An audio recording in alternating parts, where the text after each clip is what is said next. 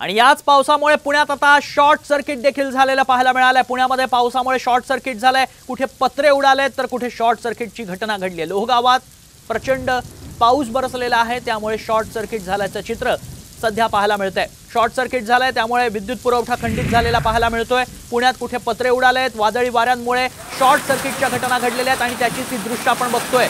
झाडाची फांदी या तारेला, विद्युत तारेला स्पर्श झाला त्याचा आणि त्यानंतर ठिणग्या पडताना पाहायला मिळतात। मोठ्या प्रमाणात ठिणग्या पडल्या, हे झाड आणि वायर संपर्कात आल्या आणि त्यामुळे शॉर्ट सर्किट झाल्याचं पाहायला मिळालंय। त्यासोबतच प्रचंड वारा देखील वाहत होता, पाऊस देखील सुरू आहे, त्यामुळेच हे शॉर्ट सर्किट झाल्याचं पाहायला मिळतंय। त्यामुळे विद्युत पुरवठा या भागातला खंडित झालेला पाहायला मिळतोय। पावसामुळे पुणेकरांची पुरती दाणादाण उडाली आहे। पुण्यात पावसामुळे शॉर्ट सर्किट झालंय, कुठे पत्रे उडालेत तर कुठे वाहतूक कोंडी झाली आहे, रस्त्यावरती पाणी साचलंय। दृश्य आपण बघतोय,